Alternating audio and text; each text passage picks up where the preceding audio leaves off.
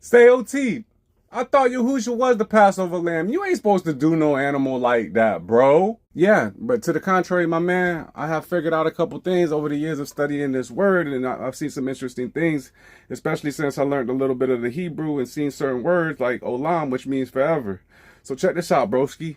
So in Exodus 12:14, it says this, and this day shall be unto you for a memorial, and you shall keep it a feast unto Yahuwah throughout all your generations. You shall keep it a feast and ordinance forever. What's forever mean, bro? Olam in the Hebrew, meaning forever, everlasting, right? This word doesn't mean temporary until a system changes. It carries the sense of perpetual, age-lasting, continuance through all your generations. So the command is not tied to a temple. It's tied to the people. You got to remember, there wasn't no priesthood. There wasn't no temple at the time the ordinance was given.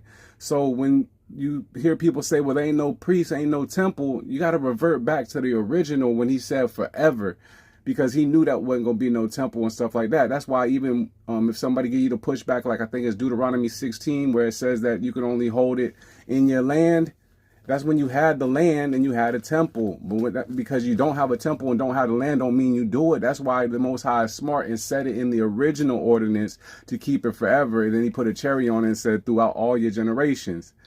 And also, to answer your question about the Messiah being the Passover lamb, there's something that's very interesting that he says out of his own mouth. He says in Luke 22:16, talking about the Passover, for I say unto you, I will not any more eat thereof until it be fulfilled or eaten in the kingdom of Elohim. Also, if you go to the prophecy about the third temple in Isaiah 36:37, there's also going to be sacrifices brought back, because there's all types of altars for that purpose if you go read those specific chapters.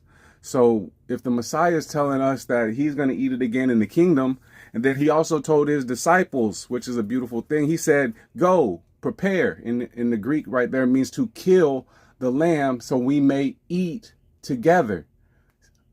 So he's even telling them to do it. He didn't say, well, we ain't got to do Passover because Passover is over with because I'm here. He could have said that, but he doesn't.